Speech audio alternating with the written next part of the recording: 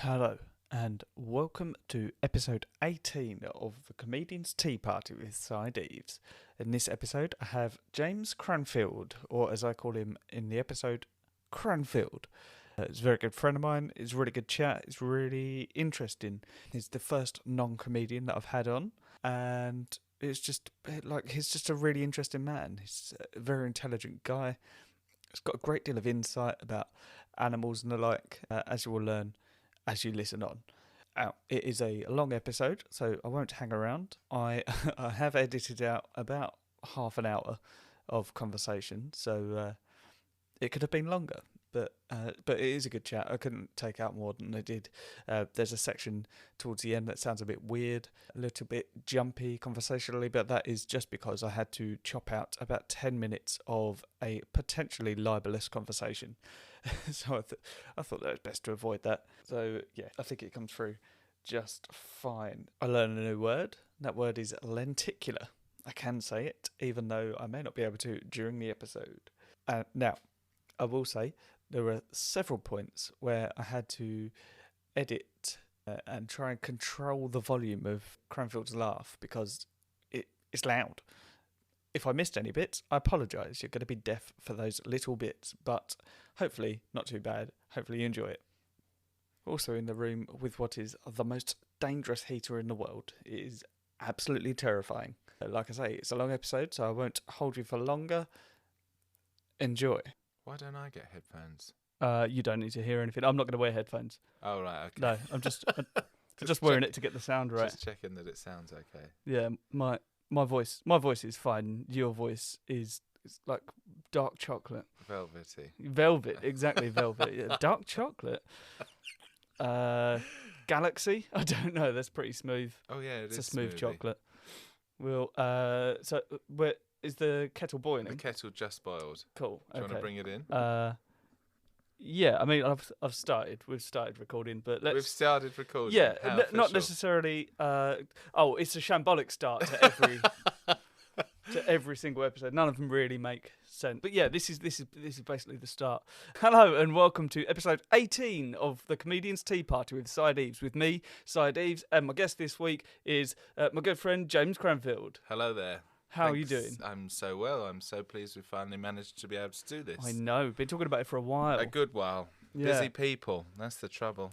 Yeah. I mean, you've just come back from Manchester. Yes, I've just come back from Manchester. From a tattoo show. Now, so to most people that are listening would think, oh, he's a tattooist. Yeah, but no, you are a taxidermy and curiosities dealer. That is correct. That's exactly what I am. And well done for saying that. I'm not a taxidermist.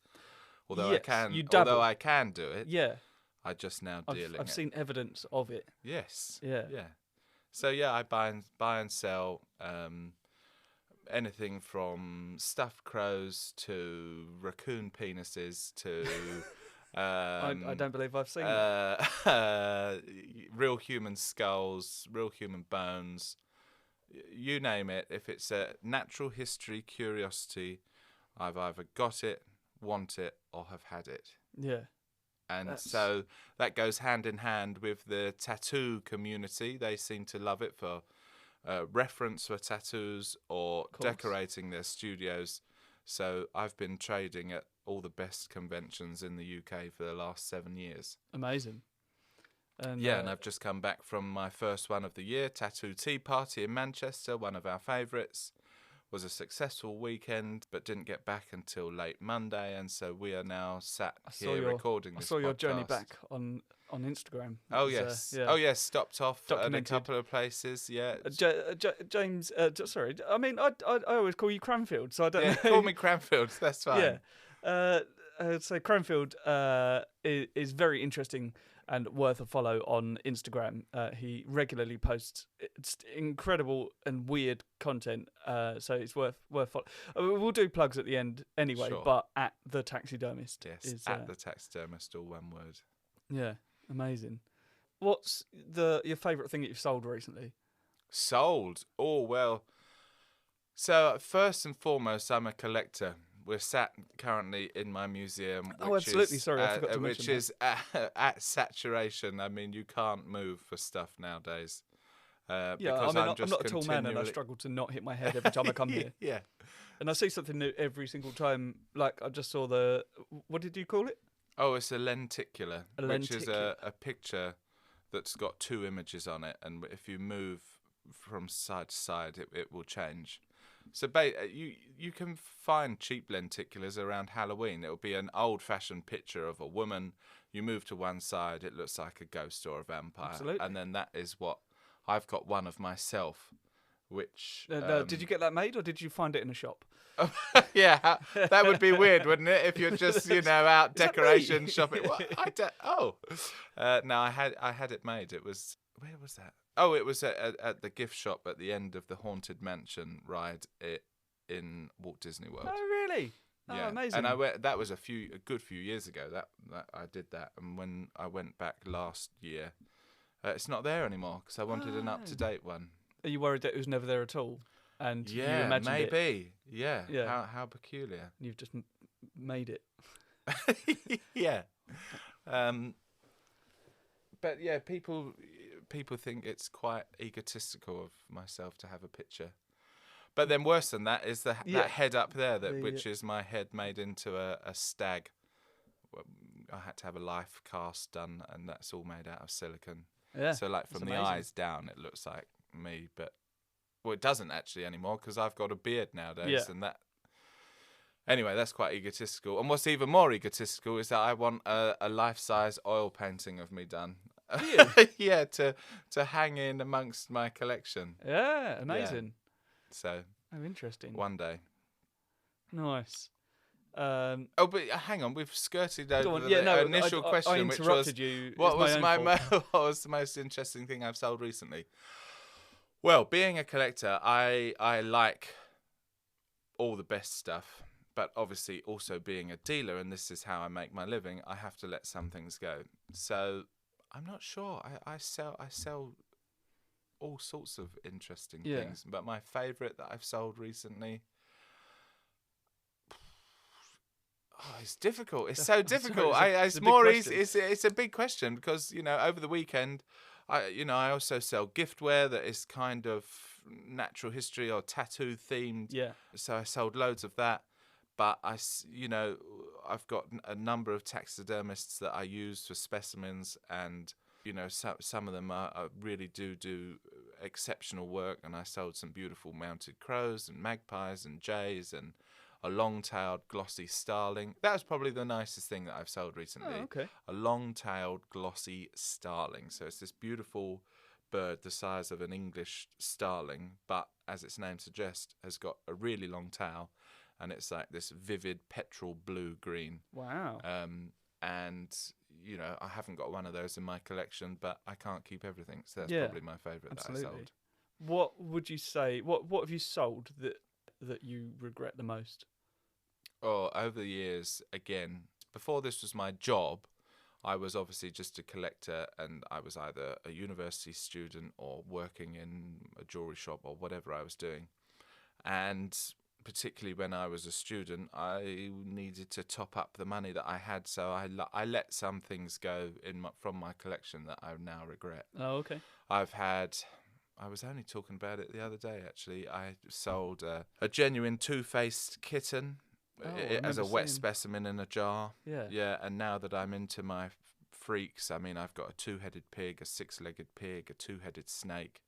A kitten would go along with that, but at the time it was valuable. I had a client for it, so I sold it.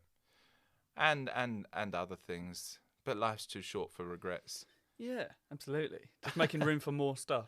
Yeah, exactly. And this year I'm going to have to thin out my personal collection because I do have some very beautiful things, but as you can see, I've got stuff on stuff, and you can't appreciate it. So I need to thin out the herd and liquidate some assets to get some cash to then, because I'm happiest most when I'm either buying or selling. Yeah. It's an addiction. It's an obsession. It's an addiction. It's like an alcoholic needing their next drink, or a heroin addict needing their next shoot up or whatever. But much healthier. Yeah, but much healthier. If you're going to choose one of those things, if someone's putting you in a situation where they say you have to be addicted to something, it's heroin, it's alcohol, or just selling stuff that you like. I would say that's probably That's the the preferable latter option. preferable one, yeah. But yeah, I'm always looking for that next thing. So literally sold loads of stuff over the weekend, and on the Monday I did 2 stop-offs up and down the country to buy new things, and one is an antique display of British moths and butterflies from about 1850, 1860, and all the hundreds of butterflies are in the set of in the shape of a fleur-de-lis. And I bought it off of really 2 interesting people. And that's also what I love, meeting new people. Yeah. The people that I sell to are lovely. They're wanting things to decorate their studios, their homes, or to buy as gifts. And you meet interesting people when selling, but also when buying. The stuff that is out there, there are other people that aren't dealers that just have homes full of the most incredible stuff that they were buying when taxidermy was unpopular. And it's just ferreted away. And then these people I'd never met before, and they didn't particularly have any taxidermy, but it was I collected it from a 18th century country house. It was just beautiful, and the 2 people were passionate about what they were selling as a hobby. Oh, that's really cool. Yeah. Was that from whom you picked up this wonderful bust? Oh, the wonderful bust was from another dealer at the tattoo convention. Oh, okay. He deals in curiosities of bit wider sort of area than myself. He just likes quirky stuff, and of course I like quirky stuff. And I've done deals with him in the past, and on Friday when I went to set up for the convention, I saw this silicon bust, which is an exact replica of a human being. Basically the detail and the quality of it is exceptional. It's really good, and based on somebody, but we don't know who. Yeah, apparently it is an actor, but I haven't been able to work out who it is. It was a film prop, don't know what film, but yeah, the level of detail of that bust is incredible. But it wasn't cheap, and so I waited until the end of the weekend, and I was like, I still don't want to pay that. And so the dealer came over to my stand, and I like to call it the dance. We did the dance of the trade. So he's picking out stuff, and I was like, no, I need to keep that. I can sell that, but I've got spares of this. So we did a swap, nice. which is always great if you can get to an end result where you're both happy, because you're obviously both doing that deal because you think you're getting the better end of it. Yeah. I thought I was getting the better end of it. He thought he was getting the better end of it. Everybody's happy, and it saves spending any more cash. Just liquidate some stock that I already had that he needed, so he will be able to place that quickly with a customer. And I have ended up, no, he picked out something that he wanted for his collection, and I picked out that bust that I wanted for my collection. And I've sat here looking at it, and it's just so exceptional. He's got a beard and a moustache and eyebrows, and was each hair on that place? Yeah, every single hair in that has been punched in. It's called punching it in, right, into the silicone, and only the very best movie props are done that way. Oh, really? And I spoke to an acquaintance of mine who does do work for film, sent him a picture, and I said, if I wanted to have something like that made, what would it cost? And he said something of that quality would be about £8,000. Wow.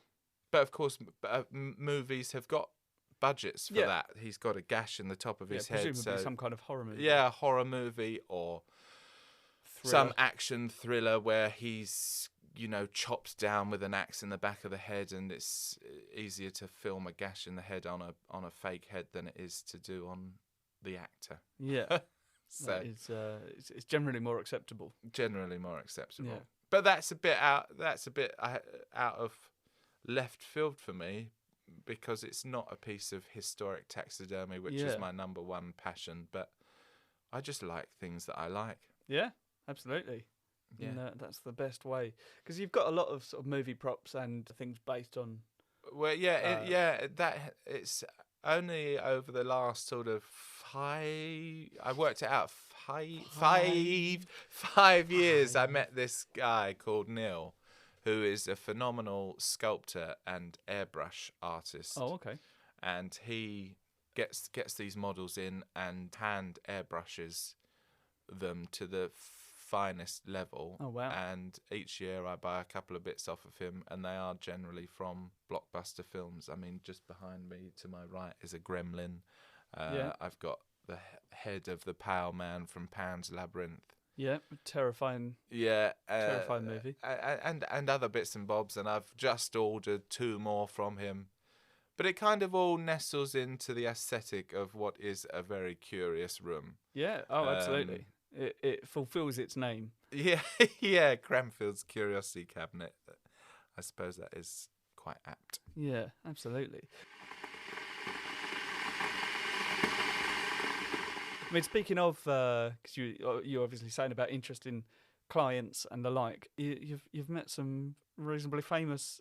Do you have regular famous clients? Because you've met Darren Brown a few times, right? Yes, I have. Yes, and I've met him a couple of times. So. Have you really? Yeah. Why? How have you met him? Through the theatre.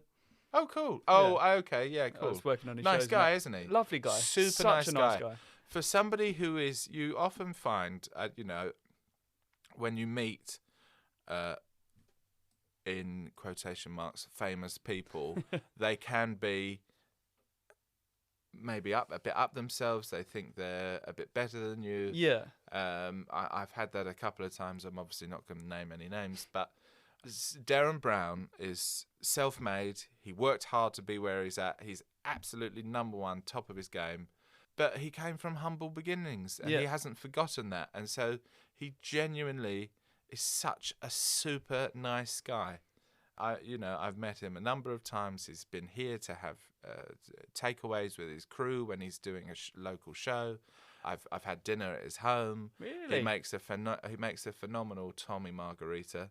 Oh, really, I don't know what that really is. good. Oh, so it's like tequila and agave syrup, and he just makes the best one of it I've ever had. And he's got phenomenal taste. His home is beautiful. I've been lucky enough that he's had a few things off of me. Nice. And there's been a few other people. I mean, you brought it up, so it's not quite like name dropping, but Kat Von D for. So you've done your research. You know who has been here. I've been to your house a number of times and I've seen the pictures. Yeah. Yeah, true. Okay, so yeah, Kat Von D again, lovely lady. She doesn't like taxidermy so much anymore, so really? I haven't dealt with her for a good long time. But again, she's been here when she was in the UK. She came and made a specific trip because she had been buying some stuff off me and I had been sending it to her. And then when she was in the UK for something, I'd just opened the shop and I said, the walls still haven't been painted, and she was like, oh, I don't mind, I'd love to meet you, and she came and we had a cup of tea and had a selfie, and she looked round, and yeah, really nice woman again. Yeah. Nice. Who else? So you want me to reel off all the famous people? Well, we're practically there with the biggest names that I've dealt with, and I did this in an interview recently, just talking because you're charismatic, and this last journalist was charismatic, and we were just chatting, and then it all came out in this interview, and I was like, oh, what about customer confidentiality and things like that? But it's quite well. It's quite well known. Do you want me to bleep any of those names out? No. It's quite well known that Darren Brown likes taxidermy, but he keeps it on the lowdown now for. As everybody needs to, for fear of backlash from any animal rights people, because it's worth pointing out as well that all of your stuff is everything I deal in is 100% legitimately legal, ethical. I mean, I'm a huge animal lover. Yeah. So I wouldn't want a few times. Yeah, you with the name drop still. Yeah. And. Yes, I wouldn't deal in anything if I didn't believe it to be ethical. And so when I have animals here that are critically endangered, but they are predominantly antique pieces that predate 1947, which is the legal cut-off for owning and dealing in something like that. Oh, right. Or they have paperwork and have come from natural deaths within zoos or things like that. It's a minefield legality-wise. This business. If you're dealing in cased insects or the odd crow or duckling, it's fine. But if you get into literally any more of the more interesting animals, there is some sort of legislation that you must adhere to. Yeah. What's the most hot piece you've got? Hot piece? Yeah. What do you mean? What as in? Oh! I've got 1, 2. I'm just trying to 3. Yeah. 3 tiger heads in this room. Yeah. I've got 3 in the workshop to be restored. I'm just trying to think if I've got any more elsewhere. I've got at least 6 tiger heads. Yeah. And obviously, all natural tigers, deaths or... Well, no, they're all pre-47. Oh, okay. Tigers are one of those. You say something that's hot. A tiger specimen in the UK can only be bought, sold, used for a commercial purpose, i.e. have on public display. Right. Tigers are critically endangered. Everybody loves tigers. They do. They're beautiful. Beautiful creatures that are being decimated in the wild due to habitat loss, poaching, ridiculous beliefs from China where they believe that if you drink tiger bone tea, it will, give you really good strength in bed or whatnot. I mean, there's worrying things about what people from China eat and drink anyway. Well, yeah, rumored exactly. Start behind the current hot topic of coronavirus. We're not getting onto. We're not going to talk about. Well, okay, right.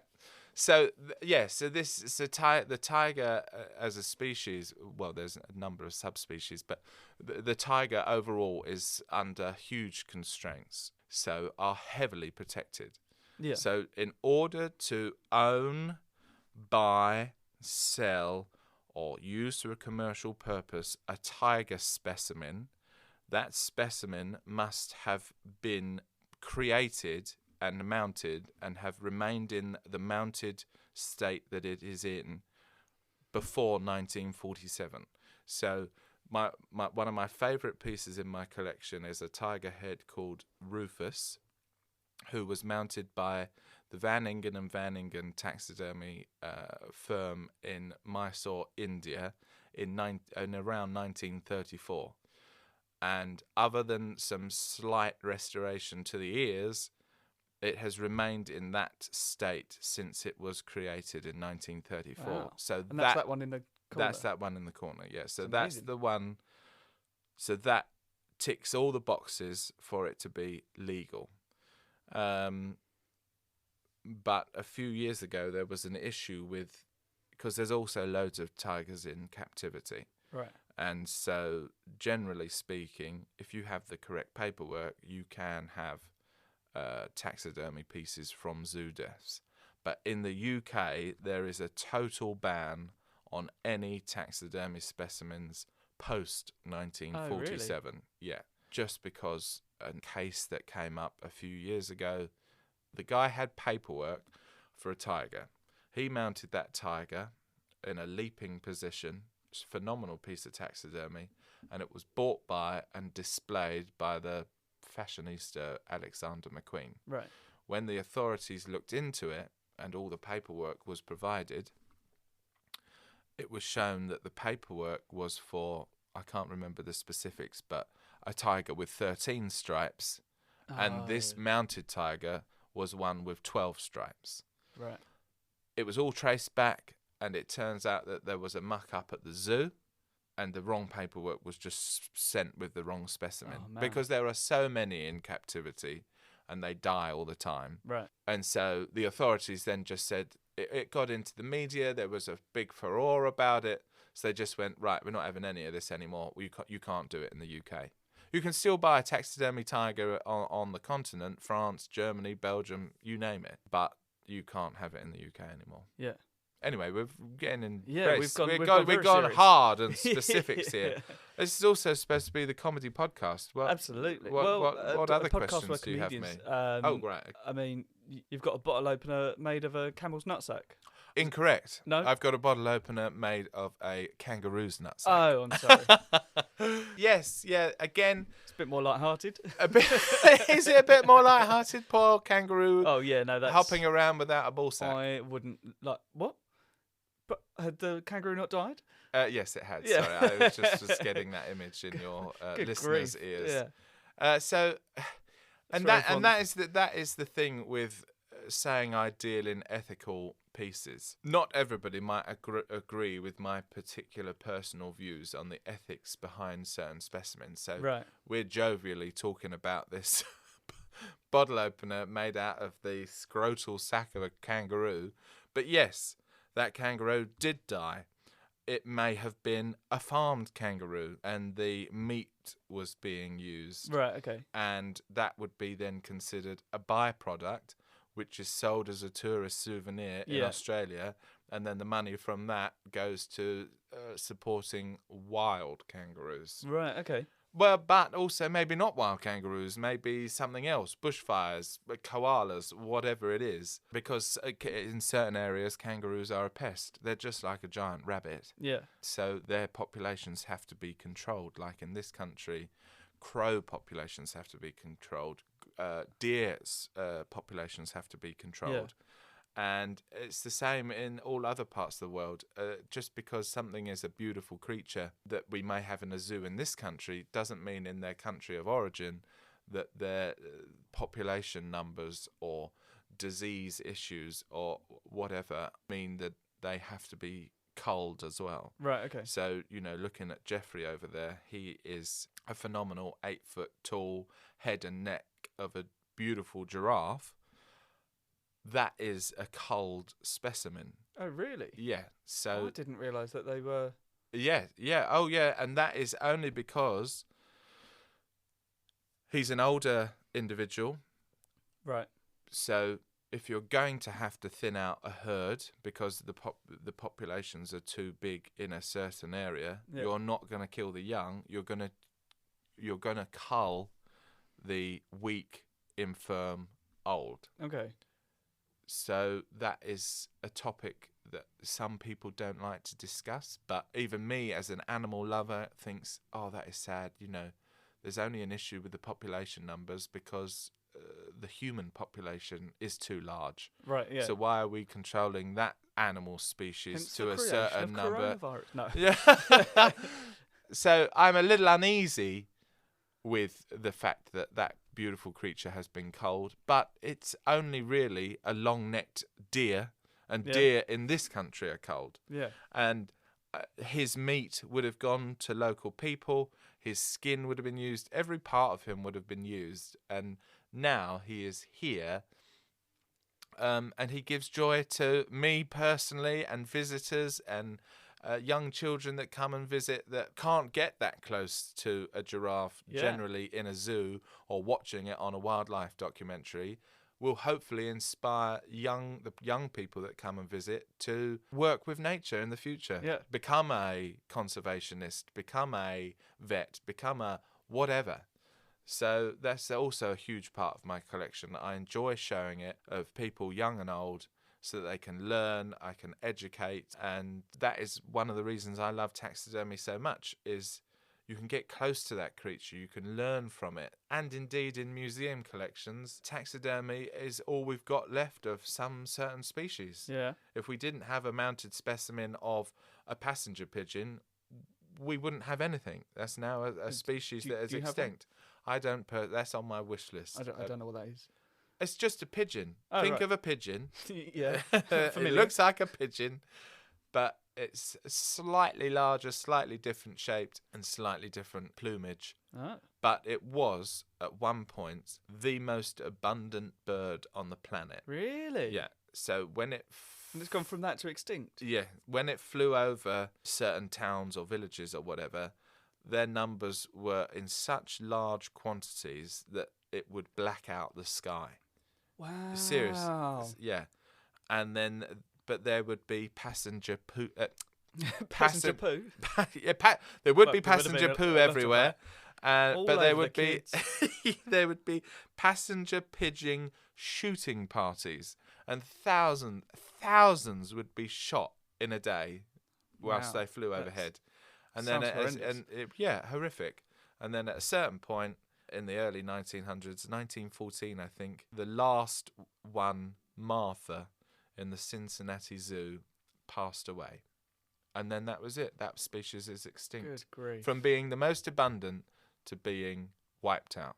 And so all we have left of the passenger pigeon are mounted taxidermy specimens in collections. And because it was the most abundant, there aren't really that many specimens. Yeah. Oh, there's They loads of didn't think those. they need to- We don't need to keep one of those. Right. It's not a beautiful parrot that we need a taxidermy. How quickly were they? Oh, it was over, I don't know all the figures, but it was over a relatively short period of time. Wow.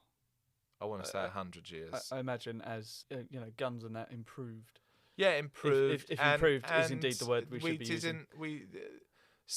There were certain lobbyists and things that went, if we continue doing this, they're going to go. But we didn't learn quickly enough. Right. And it's the same with most things in nature. It's humans that have done it. Yeah. Same with the dodo. You know what a dodo is? I know. Yeah, I'm familiar with the dodo. Yeah, so dodo on the island of Mauritius was again a flightless bird that just was chilling out on the island of Mauritius. Yeah. All of a sudden, humans came. Dodos weren't scared of them, so you could literally walk up to a dodo, pick it up, wring its neck, and eat it. Wasn't particularly God. good eating, apparently. But it wasn't just that. But people are idiots. So. But people are idiots. But also on the ships that came to the island of Mauritius were cats and rats, Right. which then invaded Mauritius and ate the eggs that were laid on the ground. Right. Okay. So again, within So a just short stop period being of time, they went extinct. Jesus. Yeah, pretty heavy. I have got Hence Australia's strict. super rules. strict. Yeah, Absolutely, it's yeah, incredible. because most of the wildlife in Australia is indigenous. And there's a lot of it. As in that it's only found endemic. Right. It's only indigenous and endemic. Endemic meaning that it's only found in Australia. Right. Okay. It's not found anywhere else. Yeah. So koalas aren't found anywhere else. Yeah. So yeah, they are super strict with. That's great. Yeah, Really? absolutely. Yeah, really good. I've never been, but it's, for your average tourist that it goes and has to go through all this check-in of whatever, it can be tedious, but it is for the greater good of the country's wildlife. Yeah. Because, cane toads were imported and now populations have boomed and they are bigger than any indigenous amphibian, so they are eating up all smaller frogs and making some of those go extinct. Right. And so, yeah, basically, end of it. Are we allowed to swear on this? Oh, do what you want. Humans are assholes. Yeah. Humans. Yeah. And I think, as horrible as I it agree. sounds, something will have to happen. Our population is. Coronavirus. No. You say that, but I've seen many maybe, people, I conspiracy theorists and the like, saying that they definitely think, it's 100% created to try and thin out the herd. yeah, absolutely. 8 billion in 100 years. It's gone from, what was it, 1 or 2 billion? Yeah. And then in the 1950s, 3 or 4 billion, and now we're at 8 billion. We're doubling. We're doubling in a matter of decades. Yeah. Jesus, this is a heavy podcast, Si. I'm sorry. If you're normally going to speak to comedians about their gigs and things and funny anecdotes, you come here and we've talked about potential mass extinct. Mass. But also, we've learned. And it's like you say, you get a lot of your collection to sort of educate, and every single time that I come here, I will see something new. And even if it's just the lenticular that's what I said. picture. Yeah. You've learnt a new word, you've learnt a new thing. Absolutely. You've learnt and I'll hear about it back in a recording and I will remember it. There is something for everyone here. I learn every time I come here. It's amazing. That's good. And right, let's get a bit more lighthearted. we are friends. You're not just doing this because it's a quirky thing. Go on. But yeah, we're friends, we are, and we're very You're coming lucky. to my wedding. Yeah, absolutely. Even though I briefly joked that you weren't. And yeah, that really upset me. Yeah, and anyway. then you immediately responded with, "Yeah, that's okay. I didn't want to come." Gotta put a brave face on these things. Anyway, what I was going to say is we're very lucky with our friendship group. There's a absolutely hugely varied, different talents within the group. You know, my girlfriend saved lives. She takes 999 calls. Yeah. You're a fantastic comedian. Ross is a fantastic comedian. Which one? They both are. There's two Rosses. There's all sorts of various things within that group, and you know, some have got children, and those children are wonderful and are very supportive of one another. And what is nice with having a shop like this is I also have a big table where we can all come and sit at. Yes. And play poker and things like that. But I also hire pizza and poker, pizza, put poker, the world pizza, to rights. Poops and penises. Pop. Yeah, sorry, I don't know. Plenty pop. Pop should have been the better choice. I hire this room out as well, so you can come, and if you're just somebody, you can get in contact with me and you can come and have fish and chips here, or you can bring your own drink, or some people have brought their own food and order in Indian, and you can come and sit in this room and ask me questions and just hire this room out on your own. Yeah, amazing. So people pay you to come and do what essentially we're doing right now? Yeah, well, yeah, they don't bring microphones, you know, you've got to pay me, right? And things. Oh, really? So cool. Yeah. People hire out the room all the time, and I think you should, because it's bloody incredible. Yeah, I often because I used to be of the opinion that taxidermy and that was sort of moderately heinous, but the more that I've sort of learnt about it, and the more time that I've spent here, I find it fascinating. See, that is interesting, isn't it? What you've just said there. Before you knew about it, you didn't like it. You thought it was heinous because if you are uneducated about it, it is very macabre. I'm totally aware that some of the things that I have can evoke a lot of emotion. Yeah. And even just your bog standard stuffed fox. If you are an animal lover and you are presented with a stuffed fox, you are like, that's disgusting. Yeah, I would much rather see it alive. Foxes before. Exactly, yeah. I swerve and have almost crashed my car to not hit a fox. Yeah. But it's that uneducated view of not knowing where that specimen has come from, which I am constantly having to battle against. Because once people know, they go, oh, okay, fair enough, yeah. No, taxidermy is actually a celebration of that animal's life. Instead of it being cremated or buried or just to rot away in a field where it's passed away, that creature will be enjoyed for the rest of its life, as long as the specimen is looked after. And in places like this, or obviously more legitimately in museums, it will educate the general public, and historic specimens are constantly giving us new information. I say us, giving scientists and people who study certain things new information. So that is the benefit of taxidermy. And Absolutely. It is a true art form. And we're learning about passenger pigeons. And passenger pigeons. Their poo.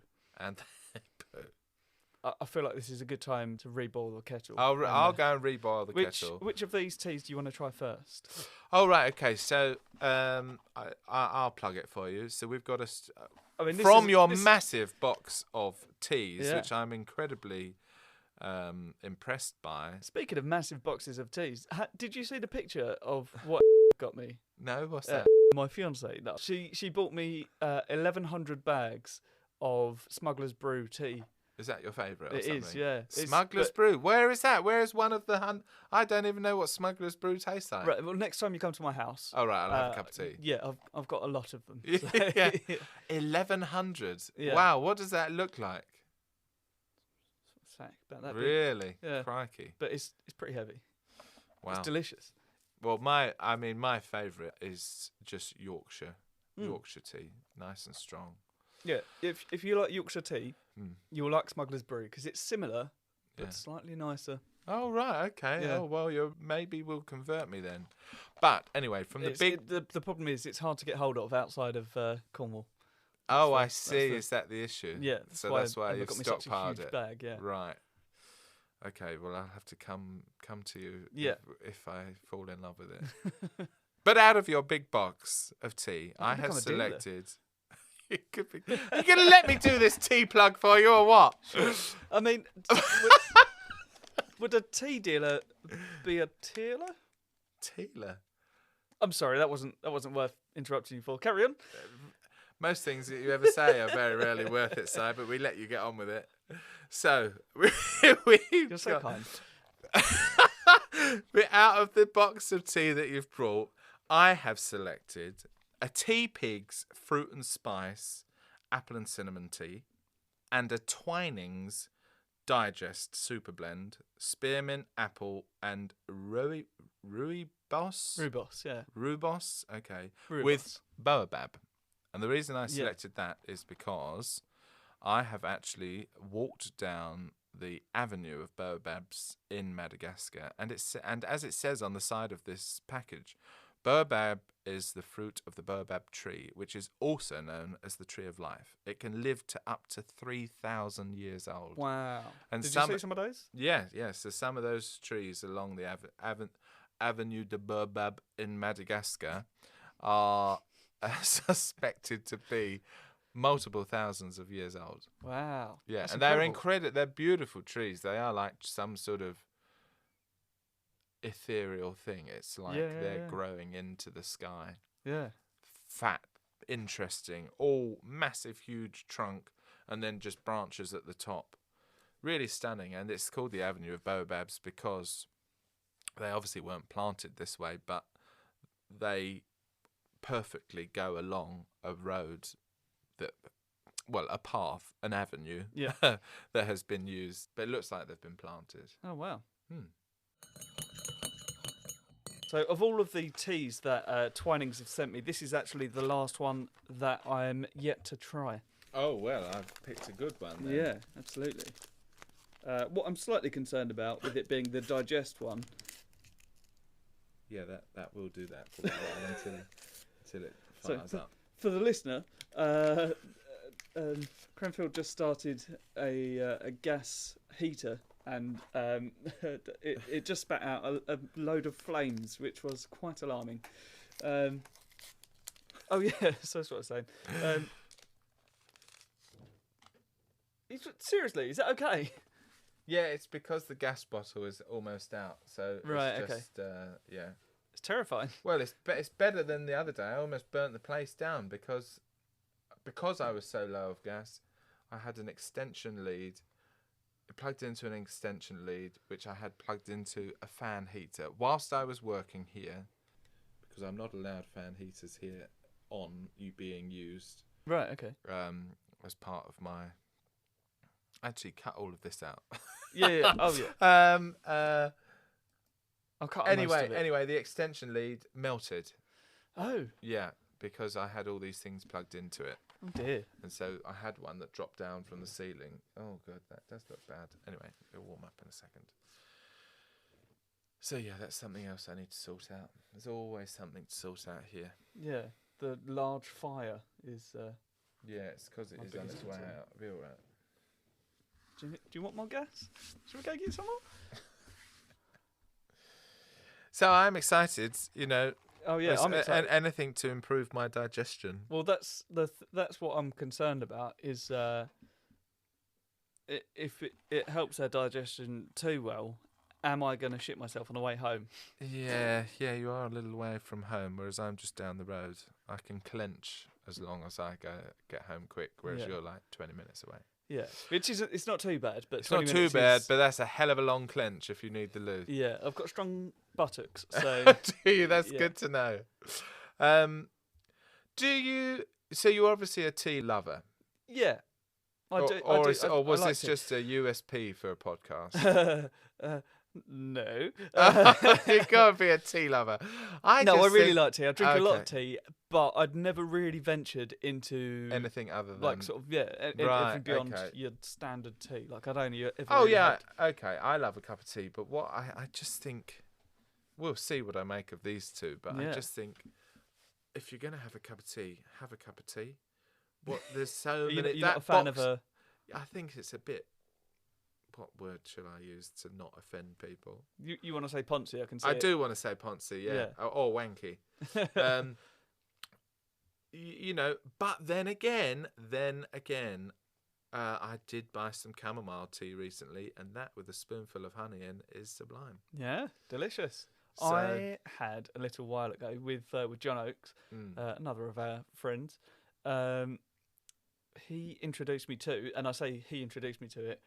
It came from Tea Pigs. They gave it to me. Right. It was a jasmine pearl, Oh, which was amazing. right. Really, really nice. And I would suggest that you try some at some point.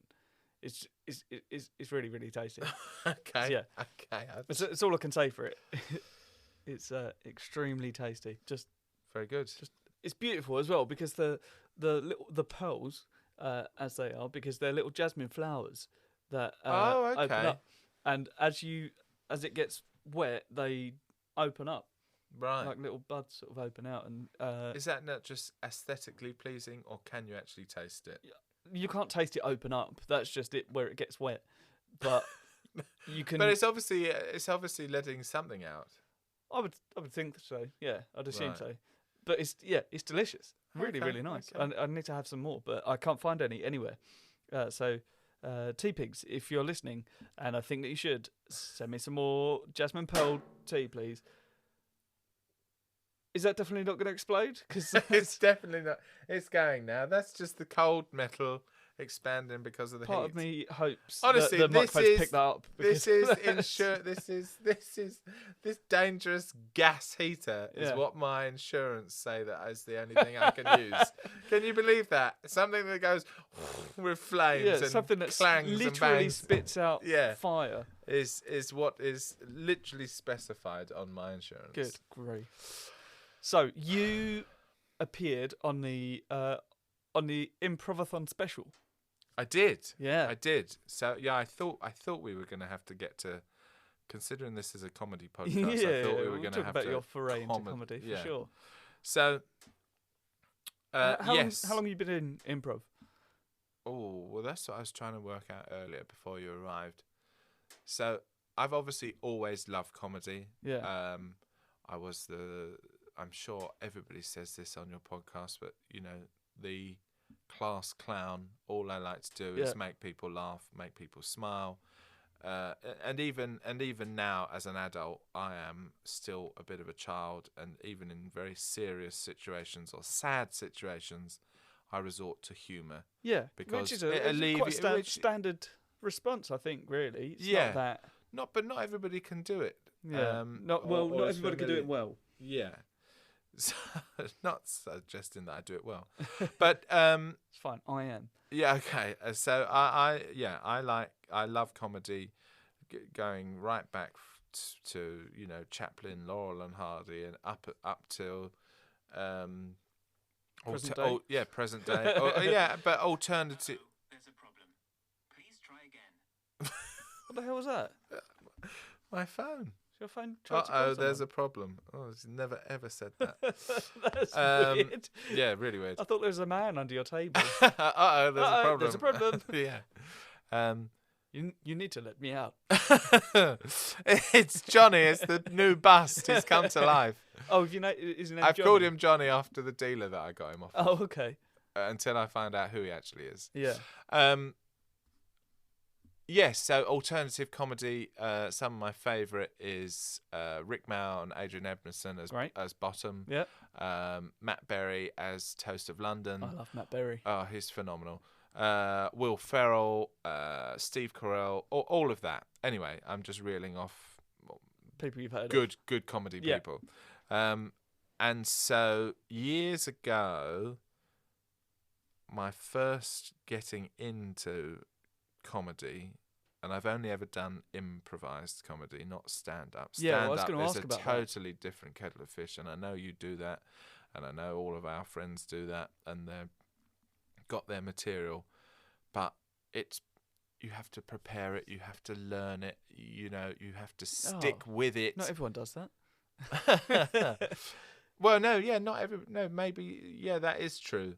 But it's just different. I like improvised comedy because it is off the cuff, do it as the suggestions come in or whatever. Yeah. And it's just having to be funny there and then for that moment. Yeah. I mean, with that in mind, do you ever consider sort of following in the footsteps of Ross Noble, for instance, who is obviously an improvised stand-up?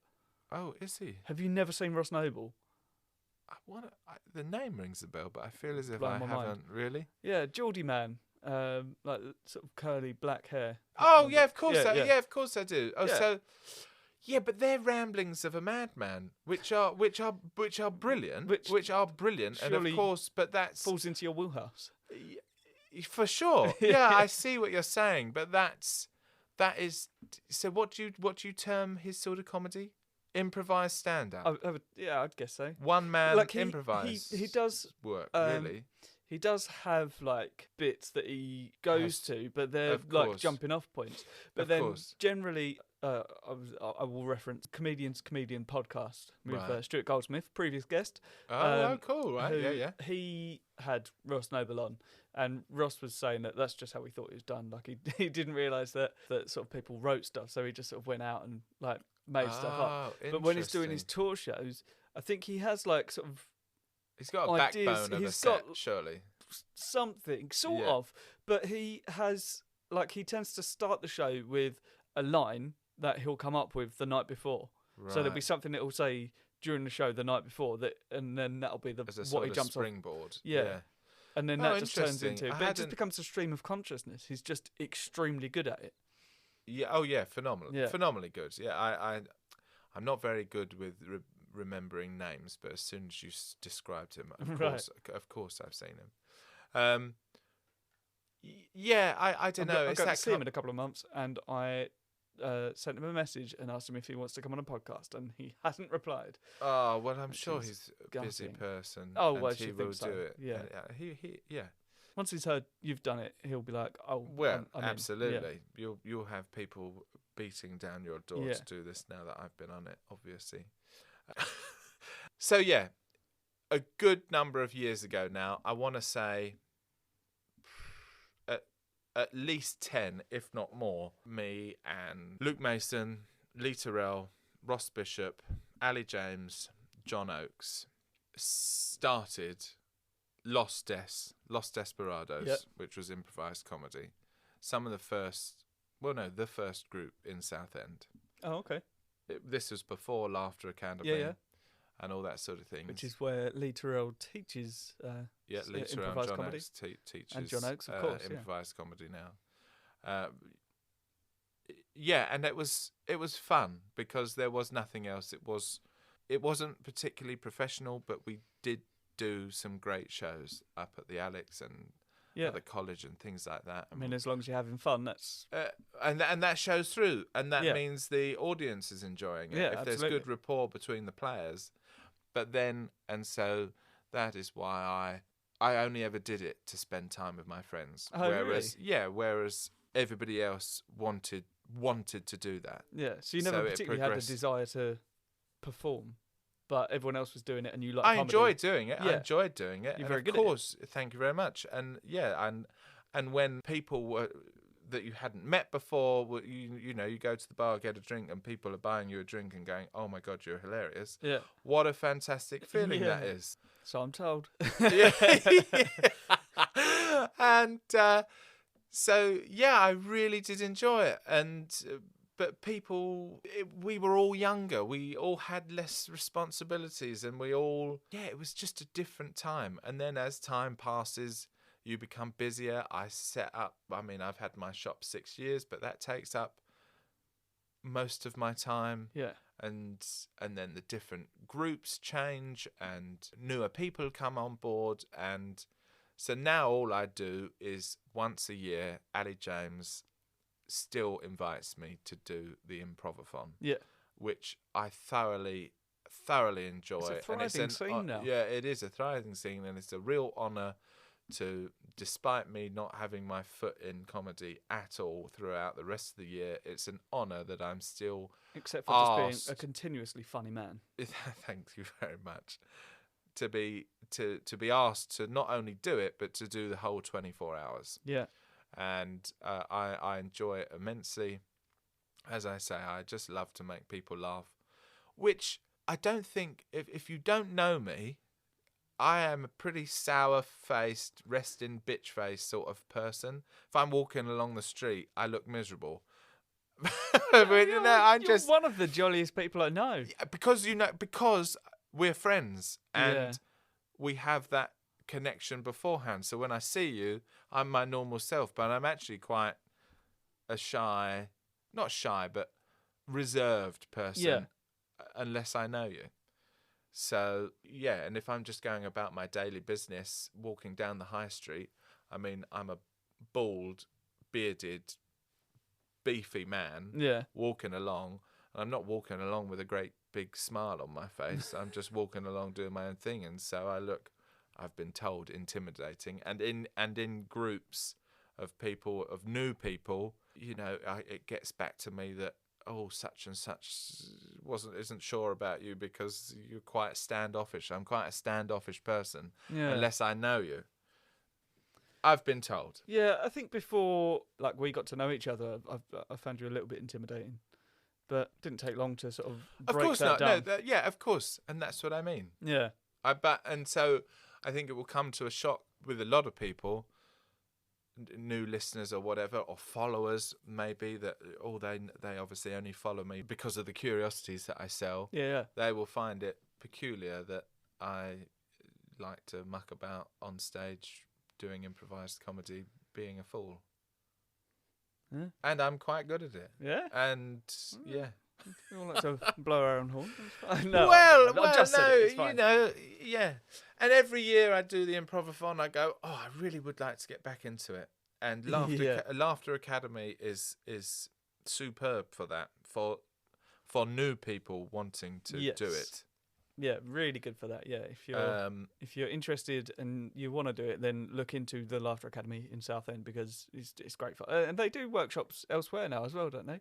I'm not sure. I think they set a few things up and sort of travel around, and it's good. Just look them up. But then there's improv workshops everywhere. Really, it's very popular these days. It is very popular, and it's popular as a course to do, even if your end goal is not to want to do improvised comedy. Yeah. It's a great place for meeting new people, and if you are a bit shy and retiring, it's a good way of opening up, blossoming, coming out of your shell or whatever. I've seen quite a few people come through the Laughter Academy that sort of place, and through it, they don't continue to do it, but they've found relationships from it because they've been able to sort of friendships, actual relationships, people, their attitude to life changes. A lot of business folk do it who have to do of course, exactly, talks and seminars because it gets them thinking on their feet and speaking in public. Exactly, and it's great. It is that fact is the reason I don't go anymore. It is very good, and you've got what you need out of it. I've got what I need. Not that I ever needed anything out of it. Yeah. I don't know, I just like mucking about. Just like saying silly stuff. But you've never considered doing stand-up? I don't know if I could see you doing stand-up. You're no, I don't.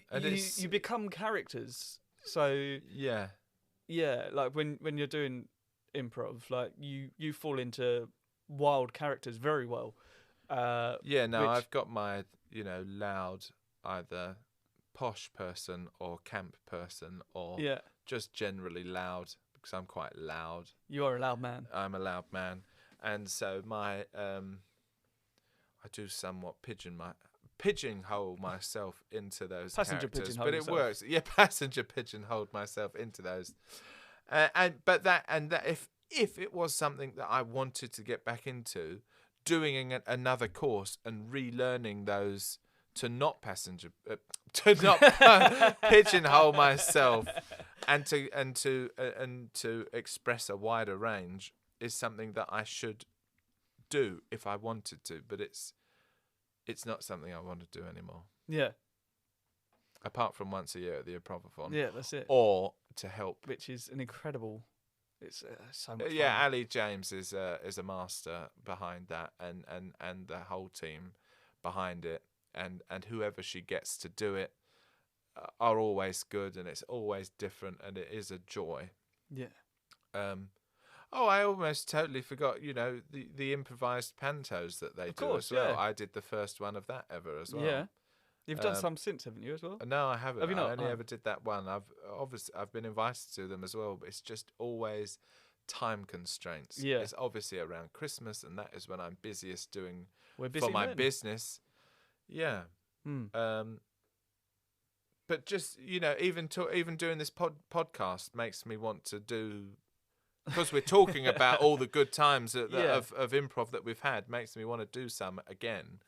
And if there was, some opportunities do come up throughout the year, and I go and help people out or whatever. Yeah. I wish it happened a bit more often. I'm just not proactive enough to do anything or organise anything myself. Yeah, that's very much my thing.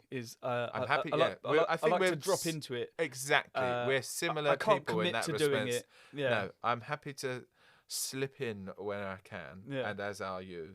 But yeah. And again, with the stand-up comedy, I travel around with. Have we been anywhere together? I don't think so, actually. No, but I go around with Ross Bishop, Ross McGrain, Matt Adlington, James Beattie. Yeah. And go and travel around the country to their gigs and watch but it's that very fact of the travelling and the time that you all put in. Oh yeah. You go to the arse end of nowhere to do your bit for 5-10 minutes, unpaid, and come home. I think we try not to do it unpaid. Well, no, these days. Yeah. But when you started, it's a lot of the effort that stand-up comedians put in to get anywhere, I take my hat off to you all. Yeah. It's that's the thing, because people always say, like, oh, it's the best job in the world, but that part of it isn't the job. The performance isn't the job. It's arguably one of the most stressful bits. It depends what sort of night you're doing. Some of it can be extremely difficult, extremely high pressure. I've heard the horror stories. The work is driving to the gig.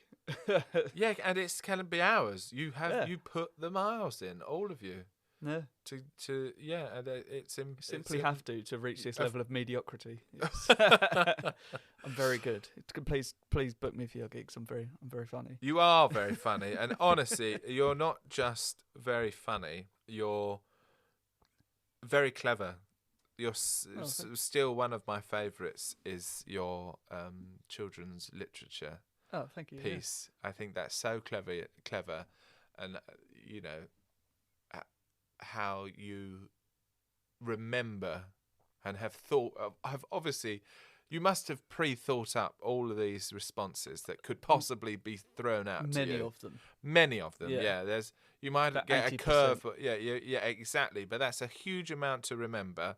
They're all so bang on, belly laughter, loud when you get thrown out a suggestion and you're quick back with it, and everybody can't believe that you've have got it so right and so quick. And even when you get a curveball, and you can see when you've got a curveball, you still come up with something so quick-witted and right on the money. Oh, thank you very much. That's really it's my favourite bit. I love it. Is it? Yeah. Well, I'm glad, and it shows because you're so good at it. Yeah, thank you. Yeah, anyway, that's enough rubbing you up. No, keep going. Tell me I'm handsome as well. Oh, you're so handsome. You're so handsome. You. Although I will, feel free to cut this out. I do think your fiancé is funnier than you. Yeah, as you well know. Yeah. Yeah. Oh, there's a very in general life very funny moment where my fiancé had posted something that I had done. It's on her Ring doorbell, and she was sort of taking the piss out of me. And Cranfield found it very funny, and then thought, because I sort of reposted it on my story, Cranfield thought he was sending her a message and said, "Oh my God, you're so much funnier than Si," or something to that effect. And immediately sent a message back saying, "Yeah, you sent that to me." Yeah. To which his response was, "Yeah, but it's true though." Yeah, I stood by it. There's no backing out of it. I went back to She's my very message funny. and I was like, I haven't messaged Saya recently. I was like, oh shit, I sent that to him. No, I know she's funnier than me, but she hasn't got the confidence to perform. So she just. Well, thank God for you. Otherwise, you'd be out of a job. Absolutely, yeah. She just gives me but better ideas. And that is also, most people are funny to an extent. Some think they're funny when they're not. That's the worst sort of person. There's a lot of those. There's a lot of those. We've both seen those together. Yes, quite. And it's just, I'd rather cut off my penis with a rusty bread knife, to quote Eddie from Bottom, than listen to any of those people ever. But then people like Emma, who are quick-witted and just sit there and she'll just mumble it and like... you can just she gives hear up a it. line like it doesn't even matter. Exactly, yeah. And it's that. But there's a big jump from being funny like that to being funny on stage. Oh, I think she could be funny on stage. I think she'd absolutely rip anybody apart in the room. Yeah, I agree. I agree. Just brutal going and back very clever. Slightly there, I quoted a quote from Bottom. Is there any sort of sitcom or stand-up or film that you reference in daily life a lot? Oh, yeah. I mean, I quote Friends on a daily basis. Friends? Yeah. Really? How interesting. I did I mean, there are other shows that, like, I have a lot of my knowledge is based on things I've learned from The Simpsons. Right. And there's loads of stand-up that has taught me stuff as well. Like, I quite often tell stories of David O'Doherty's stand-up because he's got some incredible stories. Yeah. But yeah, okay, so you quote those, but Bottom, I could more or less verbatim, start to finish every episode, tell you what is said. My dad introduced me probably too young to it. Yeah. We had it on VHS, I'd watch it all the time then I had it on DVD, would watch it all the time at uni. And now it's on Netflix. I can still just have it on in the background when I'm working here at the shop, and I love it. It's not... I don't know whether that's because it's sentimental because my dad introduced me to it. Yeah. Or it is just also very good. But it's not, again, everybody's cup of tea. It's slapstick. It's hitting with fry pans. It's crude jokes. Yeah. It's just, for anybody that doesn't know Bottom, shame on you. But it's two down-and-out bachelor men, Richie, played by Rick Mao, and Eddie, played by Ade Edmondson.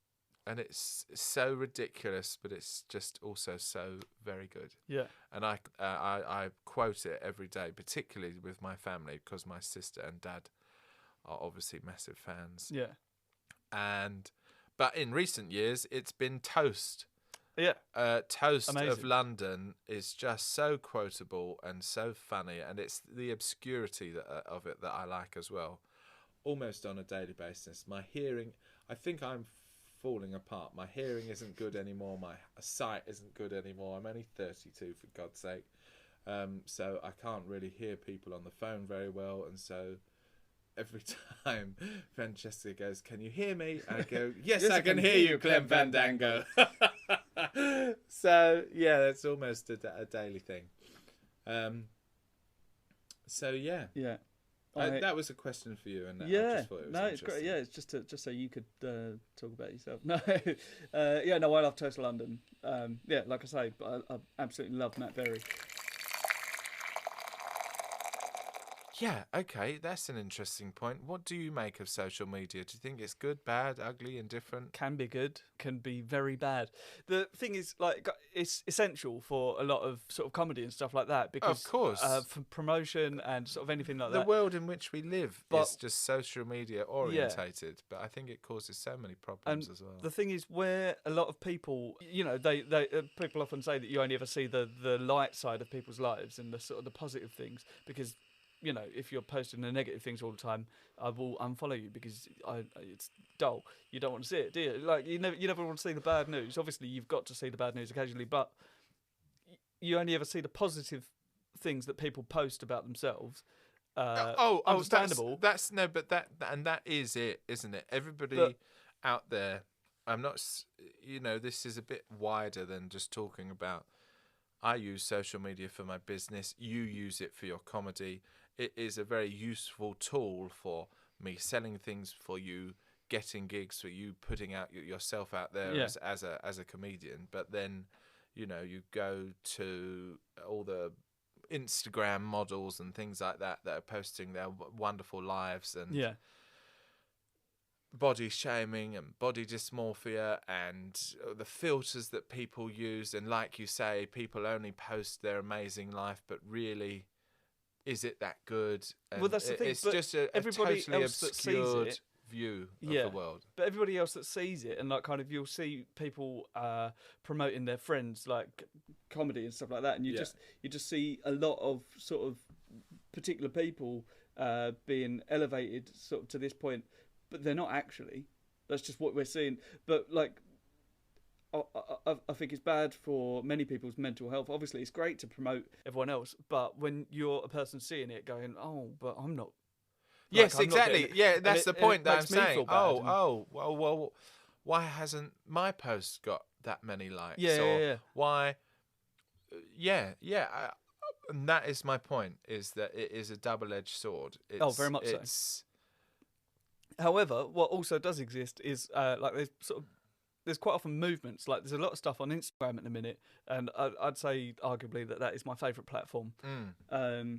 It's one of the most fun. You get less sort of like political posts and stuff like that, and it's good. But there's also a lot of positivity with it, because where you say there's sort of body shaming because of the Instagram models, I'd say there's probably a bigger movement of body positivity. Oh, absolutely. And that sort of course, thing. You still get trolls everywhere, Yeah. but the world is just full of so many different things and so many different people, and it's all on social media. Yeah. And so there will be good and bad of everything. Yeah. And but I think there will be a tipping point where the goods and the bads will become, I don't know what I'm trying to say. no, it's sort of skewed. tailing off. No, so I'm just trying to Trailing of think as I speak. Yeah. Which is never good. There is a particular campaign at the minute.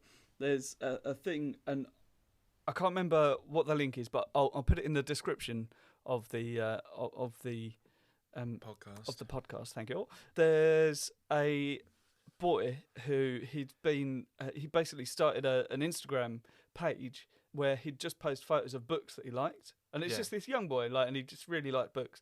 And then some of his friends from school, I say friends, some of the people from school found out about it and decided to use that to bully him. See, this is exactly But my point. Right, go on. There's been a backlash, if you will, pushing against that, of like a massive amount of positivity, and like people are sending him books, and like loads of people are sharing it. Like, he's got thousands and thousands of followers, like more than you and I put together, because I haven't got many, and you've got quite a few. No, how many have you got? 45,000. Good grief, maybe he's got less. No, I think no. He's got loads, but it's big. He was getting bullied, and now like he's basically become sort of Instagram famous at the minute. Yeah, and he's getting sent books and like loads of positivity and like nice. getting sent loads Lovely. of stuff. And IKEA are sending him 4 bookshelves. Oh, amazing. Yeah, like to put all his books on. Oh, yeah. Because he loves books so much. Of course, there's so much. It's incredible. Yeah, it's those stories that you see on your Instagram feed that's why people use social media, to be uplifted in amongst all this shit that is happening in the world. But just because that boy is getting sent books from people, and I'm sure authors will get in touch, it's still not stopping the fact that he's being bullied for being a bookworm. But hopefully, and maybe I'm just being too optimistic about it, hopefully those bullies will see that and go, oh, we were being dicks. Oh, hopefully, yeah. Of course. I think it's safe Kids to say are cruel. Kids are cruel. But I was cruel. I was, I was talking about this with Matt Price in the last podcast, was there are people who, like not necessarily bullied, but weren't necessarily nice to us in school or whatever, and we'd run into them in sort of years to come, and they'd come up and say, "Oh, sorry about that. I was a knobhead." Like, you don't know that you're being a dick, do you, at the time? But once you've reflected you're a upon kid, it, aren't you? You're a kid. you're trying to fit in, you're trying to seem Oh, cool or yeah. whatever. Yeah, 100%. Some people are just assholes. Have you tried this tea? I've drunk it all. Have you? Yeah, so have it's I. nice. The spearmint is refreshing. It feels like I've had a chewing gum in a hot tea, in a mug of water. Yeah. I'm not really sure what baobab tastes like, but No. I don't think feel like I anybody taste it. could. It's not like you buy baobab fruit in the shop. No. I have got a baobab fruit somewhere. Of course you have. Yeah, Like, as a a dried specimen? one. Yeah, a specimen. Yeah, somewhere. Amazing. But yeah, how do you pronounce this? Also known as red bush. Rooibos. Oh, I see. Rooibos, South African name. Rooibos. Yeah, baobab and rooibos are not coming through. Spearmint is there. Very nice. I'll let you know how the digestion helps. Yeah. Find out after. Rooibos is a common ingredient in teas. There's often just like red bush teas that are just that, but Oh, right. yeah. What is it, an antioxidant or something? Probably. Something like that. It all is these days. Yeah. Do you want to try the other one? We've gone on for quite a while. Yeah, Yeah. I'm fine. We can keep talking. There's only just been more that there's for you to edit. Yeah, there will be a lot to edit. I do need to eat dinner at some point as well. Yes, so do I. So maybe we'll save those for Save the another tea for a next rainy time. day. Yeah. Sure, absolutely. Yeah, You can we'll wrap do it another up, one. talk about something else or whatever. Yeah, cool. Well, I mean, How long do your podcasts normally last for when you put them up? the shortest I think was about 45 minutes. The longest was about an hour and a half, but that's like after editing. So Wow. we did an escape room the other day. Oh, yes. We did very well. Right, that is right. We've talked. I wanted to spoken talk about that. extinction, the plight of tigers, culling animals. I tried to take it to comedy and it went back to death. Yeah, it did. It did. Yeah. Let's talk about that escape room because Yeah. that was fun. It was loads of fun. So we went to a local escape room, couples night out. Me and my girlfriend Francesca, you and your fiance, and our friend Matt Adlington and his girlfriend Previous guest. Tiff. 6 of us went to a local escape room, and the theme was Egypt, Catacombs. catacombs. That was what it's called, Yeah, yeah. catacombs, weird hieroglyphs, having to save the world from a zombie invasion or a demon? Demons, yeah. that was it, yeah. And it was really good. Yeah. But I'm scared of the dark. Yeah, that entire thing was in darkness. I don't think any of us realised that was going to be the case. No, and did you know how jumpy I was as a person? I didn't. Nobody knows how jumpy I am as a person. Oh, I tell you, Ross Bishop, our friend, knows how jumpy I am. Why? Years ago, we were watching Alien Okay. in the dark Yeah. at home because I used to live with him. I think it was or it might have been when we were at school. Anyway, it was just us watching Yeah. it.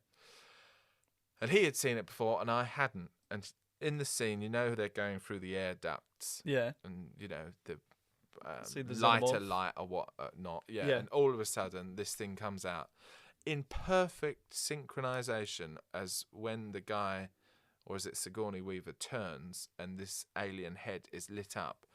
Ross Bishop threw his wallet at me, so it hit me in the dark. And no word of a lie, I jumped off the sofa, practically hitting my head on the ceiling. I'm just a very jumpy person. Oh, amazing. And so that was fun. And it was a very jumpy experience. And the escape room was a jumpy experience Yeah. because they also had live action people. When we say Yeah, people, it was one a man. teenage It was boy. a teenage boy. It was a spotty teenage boy. Yeah, in a ghoulish whatever. But he would bang on the wall. I think he was wearing a mask, but otherwise a tracksuit. Yeah. It wasn't It even- wasn't high end props. He was being learning used. some of our names and whispering them through walls. Yeah, which was enough to shit me up. To be fair, Which I think I was the only person that came face to face with him. At which point I screamed, "F*** off! Just f*** off!" Oh dear. because we had to get the code to get through a gate, Yeah. to get a low down grate to get through into the next room. And as we were there with our crappy fake torchlight, Yeah. he appeared. Yeah, and that made me practically rip off Francesca's arm. Yeah. And then at one point, and I were just in a room, and our lights went off, so I just fell to the floor, clinging to her leg. I came. So there was like a tunnel where you had to crawl through to get to the other side, and I forgot that I had the third light. There were only 3 lights between 6 of us. Yeah. I crawled through to the other room with the third light, and then realised that I'd left Cranfield and in the other room. Yeah. And then when I crawled back through, Cranfield was laying on the floor, grasping his legs. Yeah, it was not good. Which was But very it was funny. really good. Yeah, It's a great I night. wanted Oh, to, we had so much fun. So much and fun. we after. also smashed the time. Yeah, 15 minutes. I'm surprised we didn't get a refund, partial refund, but apparently it had it's to be like 20 20 minutes. yeah.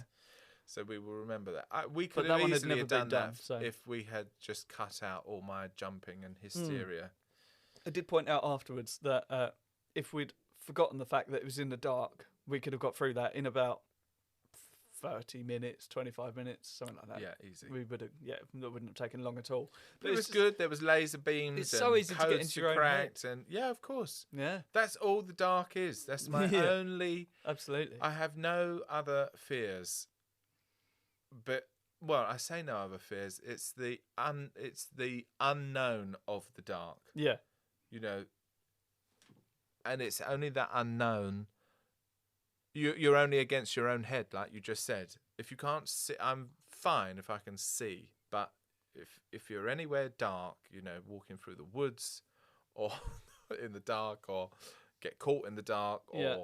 your lights go out, my brain just starts going, well, there's definitely a demon in the corner. There's definitely a burglar about to come up and stab you, a And there was rapist, in a that escape murderer. room, there was and that's there it. was a And, demon. even though it's a kid, it still makes you jump. yeah. Yeah. But Yeah. it was good fun. Oh, it's great I'd fun. like to do I'm looking more. forward to doing more. Absolutely. And we're going to have to. Because, that was my second ever. It was your first. My wasn't it? first, Yeah, your first yeah. ever escape room. Yeah. It was my second ever escape room and I did 2 in the space of 3 weeks, 4 weeks, something like that. And basically, what I've discovered is I'm very good at escape rooms. Oh, really? yeah, so I It's just- quite big-headed, but you were yeah. good, to be fair. I No, actually, I take that back. You were terrible with the key directions. I don't remember that. We had to get that key with a magnet. One side of the wall there was a Oh. magnet. One side of the wall there was Yeah. a key on a magnet. But And you, seeing the key, had to put it round like a Pac-Man Yeah. sort of situation. now I should point out that I didn't realise that you didn't have any markings whatsoever. It's just a blank wall. It was poor communication on everybody's point. Yeah. We didn't make it clear from the beginning that we are against a blank wall, blank wall, and yeah. you didn't make it clear that we were having to go through around a maze. Yeah. So yeah, bad communication. But Yeah, we've learned. it You was- learn from your But what mistakes. was That's what difficult life's as well about. was Tiff, Matt's other half, was screaming the entire time that we were trying to talk to each other. So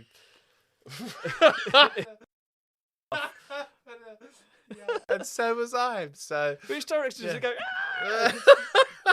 it was good. It was good. But what made it? But now I'm not just trying to make excuses. But what made it confusing more so for me was when we said put it in the bottom left corner, bottom right corner, whatever it was for you, to pick up the key for the first time with the magnet. You got it straight away, so I was like, "That's Oh, why I it's- thought." Oh, I Oh, see. That like, was they just know what they're pure doing. luck, and yeah, I see. False. Yeah, I get. you. Yeah. Oh well, we've learned for Hey, next time. you live and learn. You live and learn. Yeah. Next time we'll do one in the not dark. What's that? Light? Yeah. Yeah, the not dark. Shall I try that again? No, I'll just leave that in. Yeah, the not, We'll I do like one in the not dark. Yeah, Yeah. the not dark. Now, Well, I'll just round it up with doing a plug, shall I? go Can on. I? Yeah, that's normally what I do at this point. Oh right, lovely. What are you Thanks. plugging? Sorry, I preempted you. Just if you want to, yeah. So I've been James. Great plug, man. Well done. Yeah, I've been James Cranfield, known as Cranfield to my friends. Thank you so much for coming and doing this in the museum, Deaves. Hey, It's been thanks a for real having me. pleasure. No, go on. What do you want to plug? Well, that was going to be my bit. Oh, I you just going want to into plug it? me. I've ruined it. Yeah, I'm sorry. God, it's you know, I'm not a novice at doing this shit. So I can't just go, follow me on Instagram. Of course you can. Okay. So it's at the taxidermist. At the taxidermist, all one word. Are you yeah. on Twitter? You are on Twitter. I discovered the other day because Oh, I don't use it, so Instagram let's not did plug that. a clever thing. But yeah, you've not used it since 2016. Yeah, well, there we are then. So So yeah, just follow me on Instagram. I post, because of the algorithms now, my actual posts don't reach many people, whereas my stories do. So if you want to follow my quirky life, I try and post on there at least once a day, if not a few times a day, on my stories. So make sure. it's great fun. It really is good fun to Thanks. behold. Cheers. And yeah, follow me on Instagram at the taxidermist, all one word. If you haven't got Instagram, find my shop and museum on Facebook. That's Cranfield's Curiosity Cabinet. Come and visit the shop in person in Leigh-on-Sea in Essex. It's fascinating. Along the London Road, easily found opposite the Elms pub. And if you want to hire the shop, get in touch and we can discuss your needs. We're How sat should they at get a in table. touch? Send me a direct message on Instagram. Easy. You can WhatsApp, text, call me on my mobile, which is all on my Instagram at the very top. Yeah, literally any way you want to get in touch, I'm there. I check it every day. Yeah. Cool. Good. You got any events coming up that you want to plug?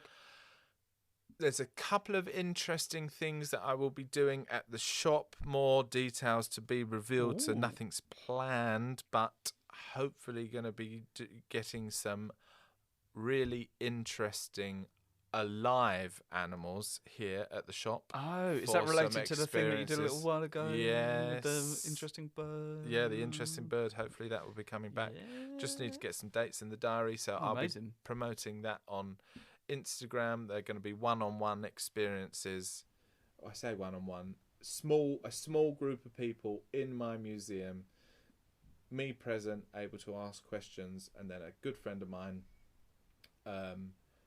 with her live animals, where you can have the most amazing selfies with the most amazing animals and learn from somebody that really knows their stuff regarding those live animals. And you'll also be in this jam-packed full museum where you can ask questions about whatever you want.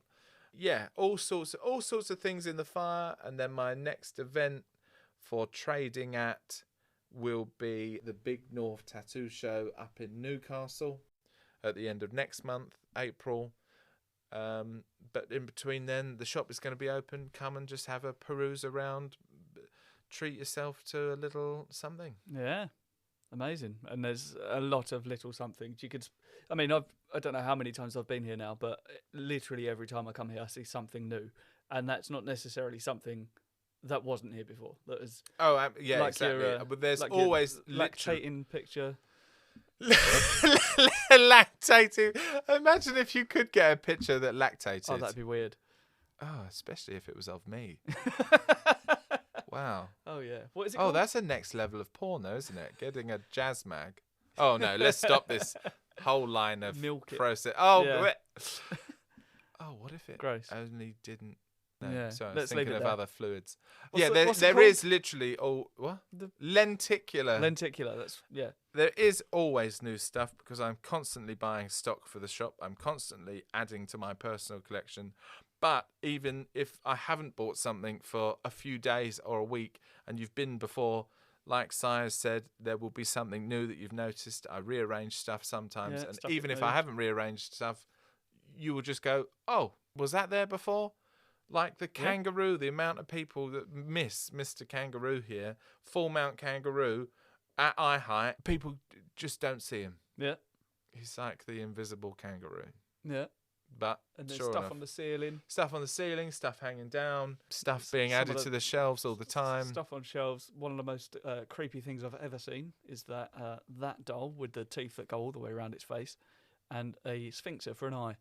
Yeah, I recently met the creator of that. Really? Yeah, so it's this one-off creepy Did they seem doll. ill? No, really nice guy.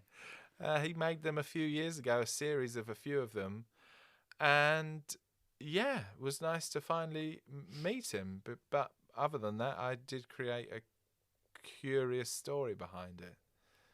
But yeah, anyway, we're all rambling now. It's terrifying. Yeah, let's end it. Let's end it. Yeah, Thanks so much. It's been amazing. No, thanks so much for having me. It's been really good chat, and I'm sure I'll make a listenable podcast out of it. No, the whole thing's been good, but it's nearly 2 hours. Yeah, bless you. That's the thing with editing, isn't it? You have to go through all of it. Yeah. Oh yeah. So this was a real labour of love. So I blew smoke up your ass earlier about your I'm leaving children's literature bit, which I'm pleased to find out was your favourite bit. Oh, I love it. But also, I keep coming up with new answers for it as well. Well, good then. We'll do it because you haven't been doing it for a while. Oh, You've left it. Yeah, no, I do it like sort of pro gigs and stuff. But oh right, cool. If you ever see me at the Alex, it's new material stuff. New material, of course. So save my gold for the people that are paying. Yeah, fair enough. But I just also wanted to give you my unless best you wishes. book a lovely gig and you want me to come and do it, and you particularly want me to do that bit, then I'll do it there. Yeah. A sort of audience or booker request. Yeah. Look, you keep talking over me when on, I'm sorry. about to blow more smoke up your ass. Yeah, go ahead. I just wanted to say that I think these podcasts are a really good idea. And again, it's a labour of love for you. And so I hope, and I'm sure it will pay off. Hopefully me promoting it and other people promoting it and you just talking to interesting people and with the interesting USP and all that will hopefully pay off.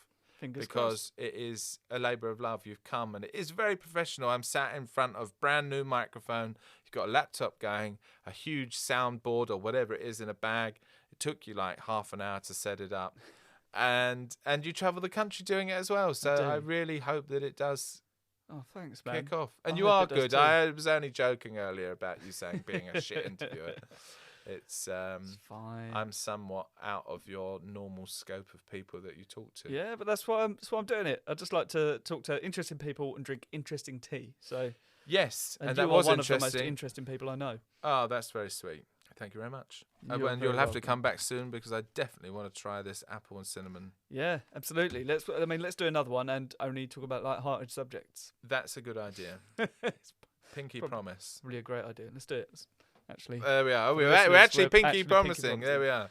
Good. Right, let's wrap this up. Amazing. Yeah, well, thanks so much for coming on. Thanks for having me in your lovely shop, in your lovely museum. My pleasure. Full of fascinating curiosities. Exactly. Right.